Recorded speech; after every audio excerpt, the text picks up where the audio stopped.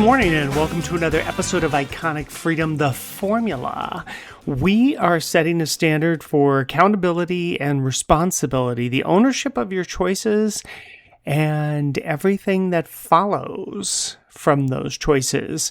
So what is the formula? Well, I'm glad you asked. So the formula is that periodic chart that you see on my homepage from wherever you might be listening to this from, where it shows those elements, like a periodic chart of choice, responsibility, and accountability, that you have the ability to respond to the choice and that you are able to manage the outcome, that accountability of whatever that choice is and what happens and everything that follows.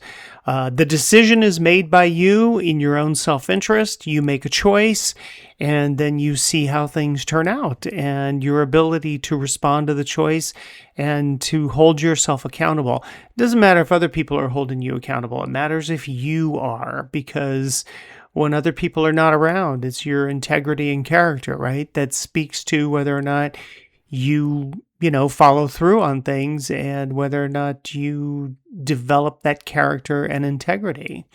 In today's episode, I'm pulling this one straight from the Christmas Cookie, Stories from the Counter. And I really like this story. I think it's, I think many of us will have, that sense of camaraderie and friendship and deep connection that we have with other people.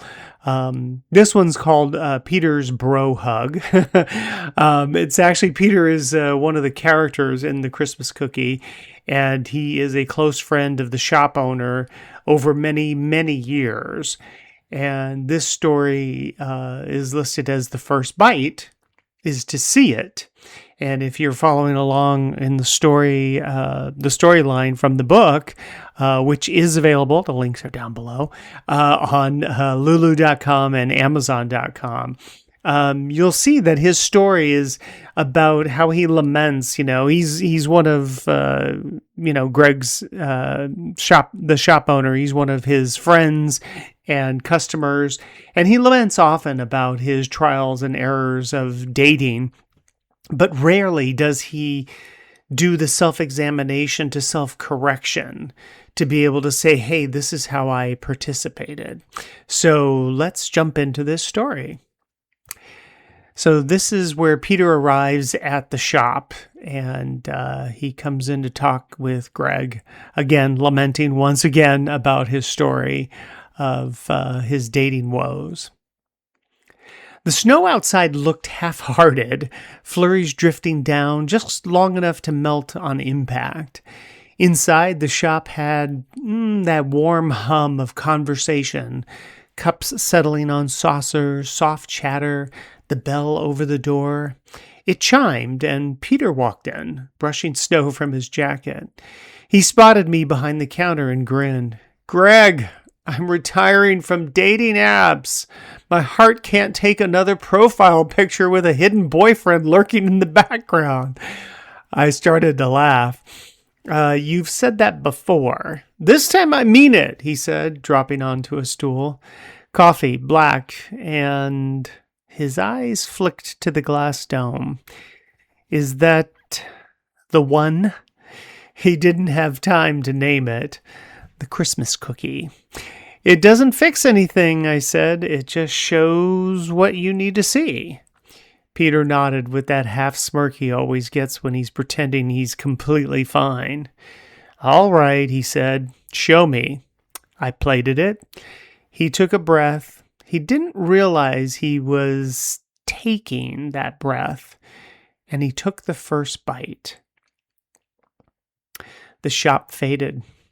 Peter was 27 again, in a crowded bar, the smell of beer and fried food thick in the air. Across from him sat Anna. She was the one who got away. She was telling him calmly and kindly that the two of them weren't a match.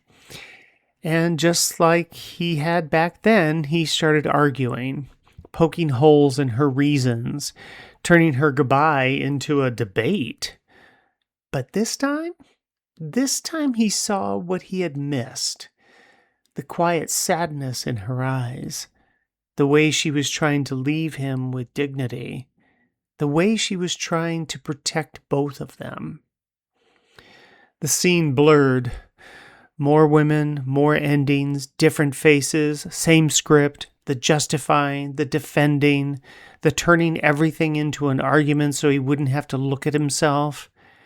Peter had always made the other person wrong, so he never had to examine what he was doing. And that was the pattern. Back in the shop, it had returned around him like a slow fade-in. Peter stared down at the cookie, his jaw tight. "Guess I've been consistent," he said. I nodded. "Patterns aren't curses, Peter. They're choices you keep making." He let out a breath that was half laugh and half sigh. "Yeah, well, I guess I know my New Year's resolution." He pushed the plate away, the second half of the cookie untouched. "I'm not ready for the rest." He stood up. I handed him his coat. "You don't have to make others wrong," I said, "when others are doing something right for themselves." He reached out for a handshake, then pulled me into a bro hug, the kind built over years of friendship, years of quiet understanding, years of knowing someone will bring you honesty, even when you're not ready for it. His voice caught. "I truly appreciate your kindness and friendship all these years, my man." He lingered an extra moment, gathering himself. Then he turned and walked into the snow without looking back. From behind me, Karen's voice floated gently forward. "The first bite is to see it. The second is to own it." I watched my friend disappear into the falling snow, feeling the warmth of the shop behind me, hoping this time the truth would follow him home. So here's the thing about patterns. Seeing them doesn't break them, right? But owning them does. A lot of people, they'll stop basically at the first bite, if you will. They see the truth. They just don't want the responsibility that comes with changing themselves. So let me ask you, where in your life are you stopping at the first bite? Where you're creating self-deception and rationalizations for the choices that you're making or the things that you're tolerating? Where do you see the pattern but refuse to own the part that you play in it? Patterns don't punish you. They repeat for you, so you'll finally pay attention. Listen, I've said it so often on this podcast. Life whispers in your ear, it taps you on the shoulder, and then smacks you upside the head until you finally get it. But instead of suffering through the same situations over and over, make this an opportunity. Gain the wisdom, the knowledge, and the signals that life is presenting to you at that whisper, so that your universe becomes more efficient, less suffering, more harmony. It's a decision. It's a choice. It's a responsibility. It's an accountability. Be bold enough to face the reality under your nose and say yes to change. Wherever it takes, whatever it takes, be there. Get there.